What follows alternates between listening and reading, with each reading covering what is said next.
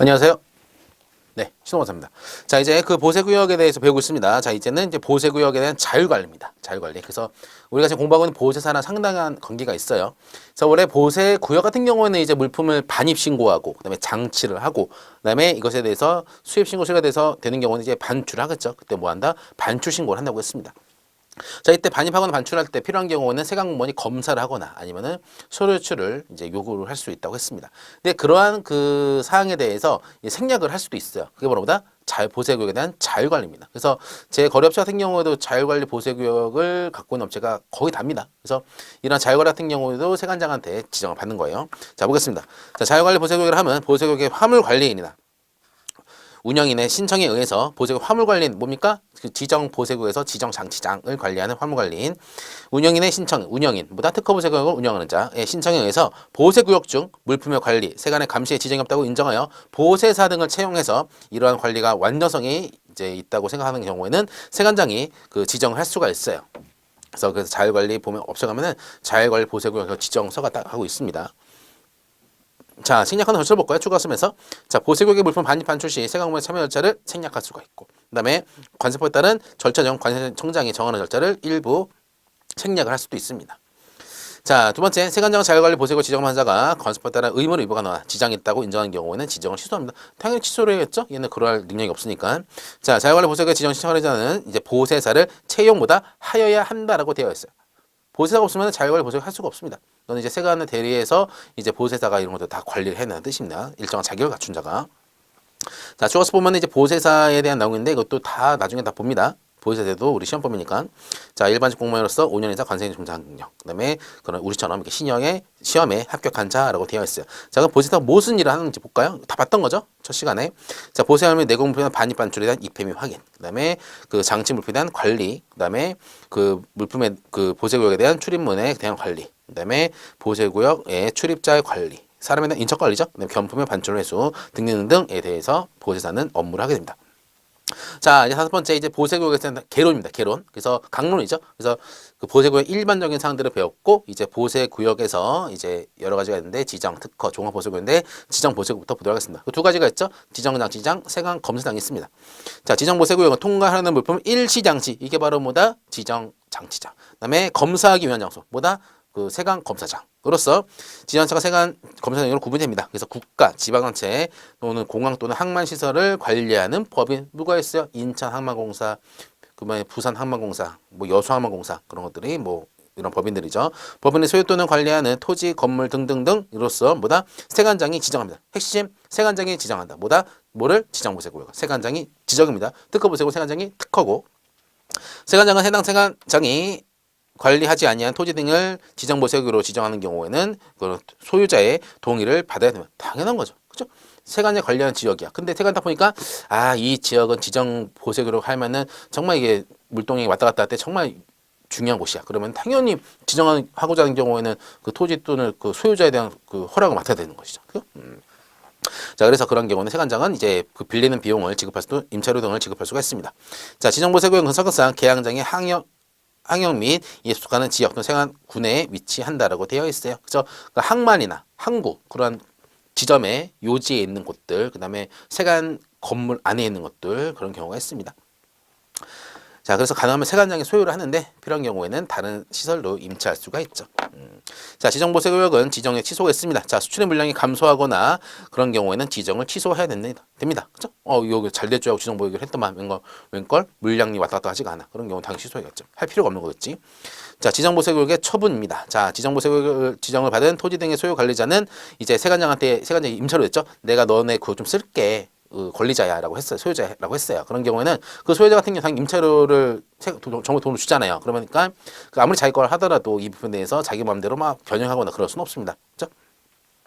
자, 토지 등의 소유 관리자가 다음 행위를 하는 경우에는 미리 세관장과 협의를 해야 된다. 아무리 자기 땅이라 하더라도.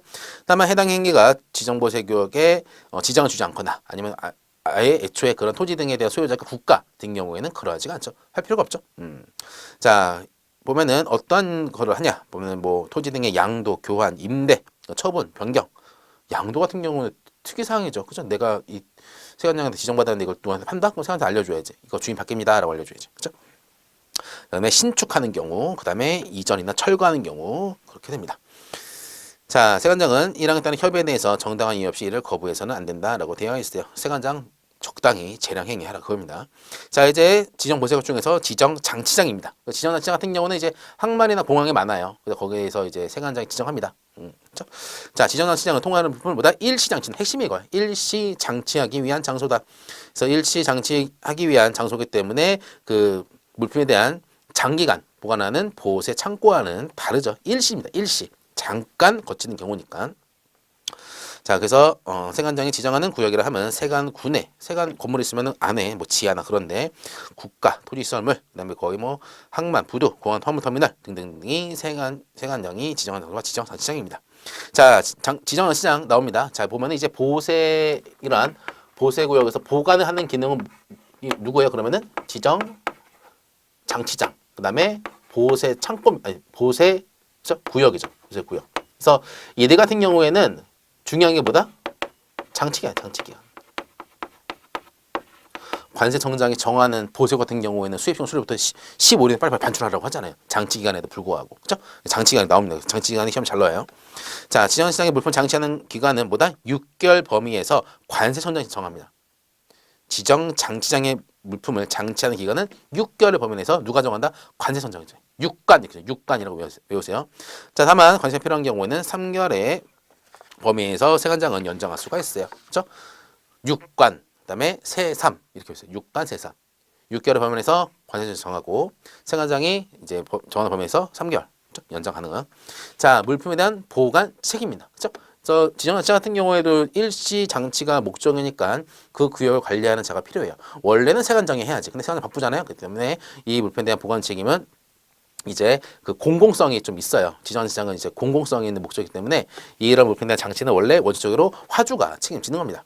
자, 지정장치장에 반입한 물품은 화주 또는 반입자가 그 보관에 대한 책임을 집니다. 이게 바로 대원칙이다. 대원칙입니다. 그렇죠? 창고에 반입하는 경우에는 그 물품에 대한 책임은 보관 책임은 너 화주 또는 그 물품 반입한 자가 책임을 져야 그거예요. 근데 이제 이러한 자들 같은 경우에는 그 보관을 시키는 입장이죠. 그래서 거의 다 누가 한다? 화물 관리인이 있습니다. 자, 세관장은 지정장치장의 질서 유지와 안전관리 위해서 필요한 경우에는 이제 화주의 가름에서 책임을 지는 화물관리인을 지정할 수가 있어요. 이건 다 뭐 업체들이 다 합니다. 뭐 CJ나 뭐 세방이나 뭐 인터니스나 그러한 그 운영인들이 거의 운영인의 업무를 하는 자들이 이러한 지정장치장도 합니다. 그렇죠? 화물관리인으로서. 그래서 화물관리인을 지정할 수가 있습니다. 다만 세관장이 관리하는 시설이 아닌 경우에는 세관장은 해당 시설의 소유나 관리자 협의해서 화물관리인을 지정해야 됩니다. 그렇죠? 됐습니다. 자, 보면은 아래 뭐 시행령에 보면은 화물관리인의 지정이라고 되어 있어요. 이것도 살짝 볼게요. 자, 화물관리인으로 지정받을 수 있는 자는 아래와 같습니다. 직접 물품 관리를 하는 국가기관의 장. 직접 물품을 자기가 관리합니다. 뭐 국방부가 될 수 있겠죠. 무기를 막 보관하고 그런 데는 일시적으로. 그다음에 관세 행정 또는 보세화물 관리에 관련있는 비영리법인들. 그러니까 비영리법인 같은 경우는 그런 데가 있어요. 뭐 관우회라고 있습니다. 생각문에 나와서 만든 집단인데 그들 같은 경우도 비영리법인이에요. 그래서 그런 자들이 이제 창고들을 운영하고 막 합니다. 자, 해당 시설의 소유 관리자가 요청한 자라고 되어 있어요. 그렇죠? 시설 관리자가 이 자를 해달라라고 하는 겁니다. 자, 세관장은 다음 구분에 따라서 화물관리는 지정합니다. 자, 그래서 세관장이 요청한 경우에는 그 자가 당연히 승낙을 해야지만 지정하는 거겠지. 그렇죠? 됐습니다. 그 정도. 그래서 지정하는 경우는 지정 신청서를 받았고 심사를 하죠. 얘가 정말 화물관리인에서 일을 할 만한지 알아야 됩니다. 그 정도만 보면 됩니다. 자, 그 다음에 화물관리인을 지정할 때에는 다음 사항에 대해서 심사기준에 따라서 평가 결과를 반영해요. 아무나 하는 게 아닙니다. 이거 정말 하려고 말이 난리를 쳐요. 그렇죠? 이거는 이제 국가에서 운영하는 거기 때문에 그 운영에 대한 거를 이제 다른 사람한테 운영하라고 주는 거니까 돈 버는 거잖아요. 그래서 이것도 막 서로 하려고 합니다. 자, 뭐냐? 보세화물 취급 경력이 있고 화물관리 시스템 구비 사항이라고 되어 있어. 뭐 WMS나 그런 것들을 그 창고 입출에 관련된 ERP 등을 갖고 있는 자. 근데 보호세가 당연히 있어야겠죠. 근데 자본금 그런 재무 건전성이 있는 자. 그다음에 뭐 지게차 크레인 등 그런 것들이 있는 자. 그다음에 AO 업체인 경우, 그렇죠? 그런 것들입니다. 자, 화물관리인의 지정은 뭐다? 5년입니다. 5년이야. 5년. 기네요. 5년 이내로 합니다. 자, 화물관리 재지정 받고자 하는 경우에는 그 만료하기 한 달 전에 미리 알려줘야 돼요. 나 또 하고 싶다고. 됐습니다. 그래서 까먹을까봐 2달 전까지 막 문자로 날립니다. 너 이제 종료가 다 되는 건다. 다시 재지정할 거냐 말 거냐. 자, 화물관리는 지정 취소입니다. 자, 이게 좀 이건이 있는 사업이니까 뭐 필요한 경우에는 취소도 시킬 수가 있겠죠. 자, 그래서 거짓 부정의로 지정받은 경우. 그다음에 화물관리인이 175조, 이거 유명한 거죠. 운영인의 결격서입니다. 뭐 미상년자거나 파산받거나, 그다음에 뭐 관세법에 따라서 뭐 징역형 등을 받고 2년이 지나지 않은 자, 그런 자들이 있어요. 그래서 그런 경우, 화물관리인이 세관 장 또는 해당 시 소유자 관리자 매든 화물관리 업무에 관한 약정을 위반한 경우, 안 되겠지. 그다음에 화물관리인 나 더 이상 못하겠습니다. 지정 취소를 요청한 경우입니다. 자, 두 번째, 세관장은 화물관리 지정 취소하는 경우에는 청문을 해야 됩니다. 청문. 그러니까 일방적으로 세관장이 이러한 해당 사항이기 때문에 너를 이제 화물관리에서 취소를 해버릴 거야라고 하면은 얘는 항변 한번 해볼 이유가 있잖아. 나 이거 요건에 해당이 안 돼요. 다시 한번 생각해 주세요. 이게 뭐보다 청문에 청문. 청문을 거쳐야 됩니다. 됐습니다. 자, 화물관리는 보관 책임. 자, 보관인의 책임과 해당 화물의 보관과 관련해서 하역, 재포장 등등을 수행하는 책임으로 합니다. 그러니까 그러한 지정 장치장을 이끄는 거예요. 운영하는 겁니다. 이 자가. 됐습니다. 이 정도 제가 말한 것만 보세요.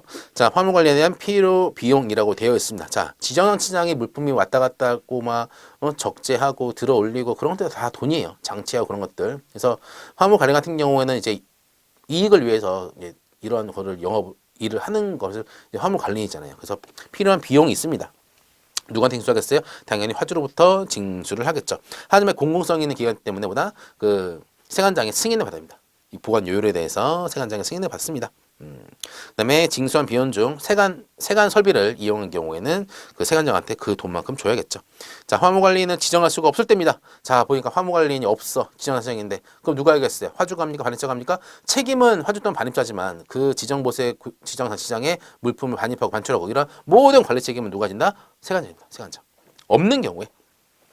자, 화물관리인을 지정할 수 없는 경우에는 세관장이 직접 화물을 관리하고 화주한테 비용 청구할 수가 있습니다. 됐습니다. 어렵지 않죠?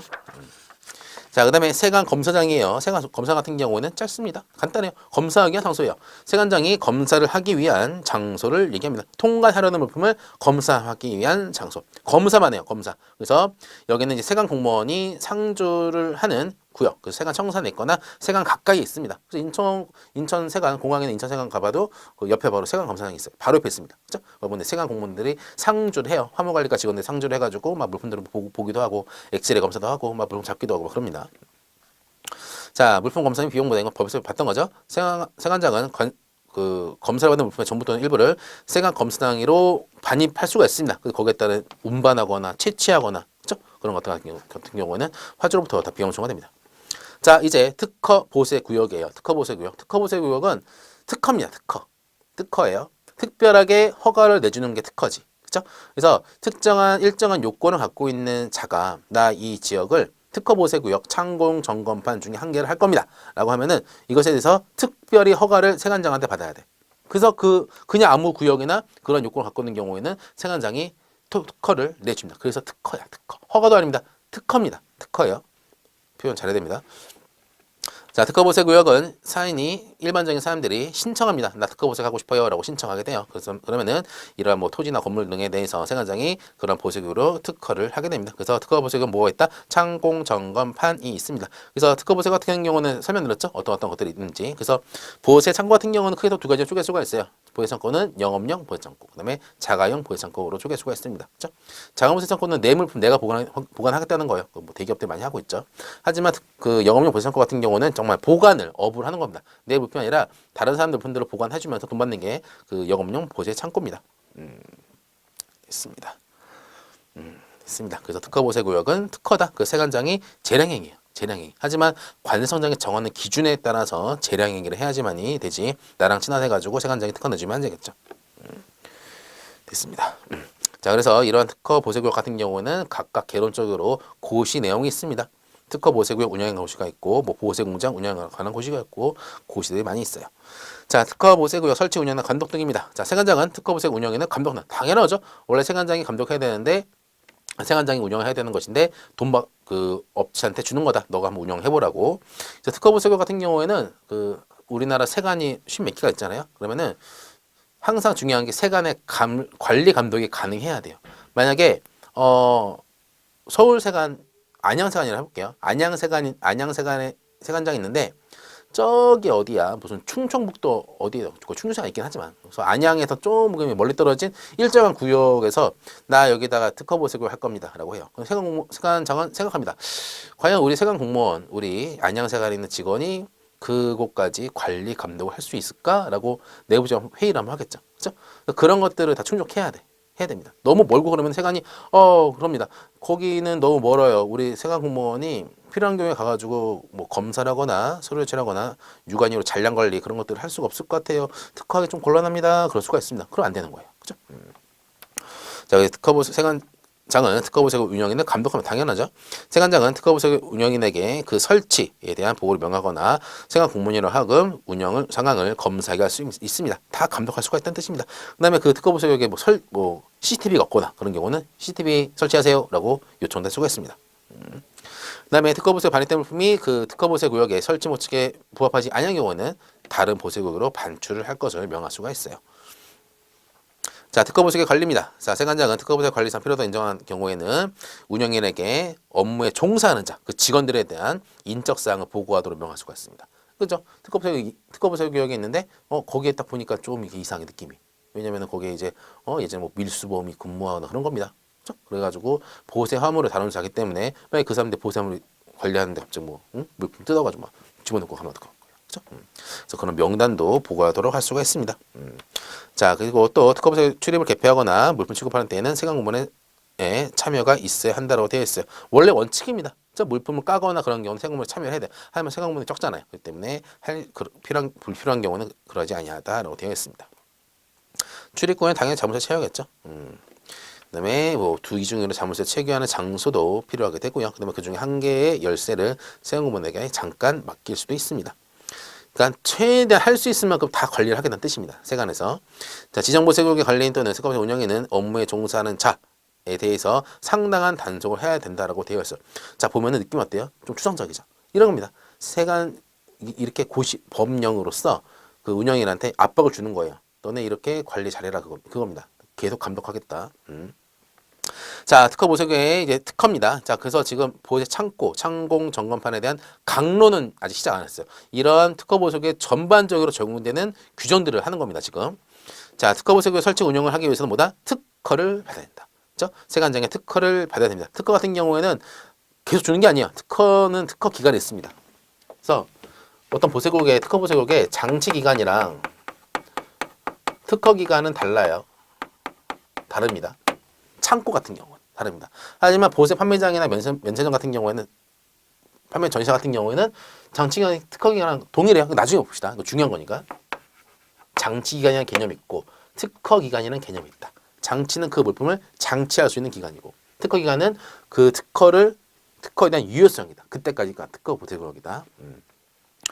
자, 특허보색 설치 운영이나 특허 신청입니다. 자, 그럼 신청해야겠죠? 자, 특허보색을 이제 설치 또는 운영하고자 하는 경우에는 이제 필요한 서류, 보세 구역에 관련된 이런 필요한 서류들, 이런 거 왜 필요 없습니다. 필요한 서류들을 제출해야 돼요. 우리의 시설적인 요건들을 보여주는 거지. 우리는 이렇게 있다라고 신청합니다.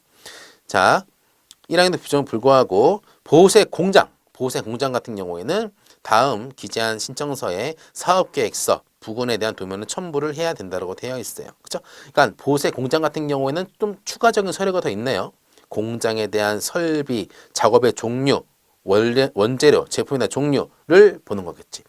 자, 그러니까 생각을 해보세요. 제가 그 보세 공장 같은 경우에는 취지를 지난 시간에 설명드렸잖아요. 그렇죠?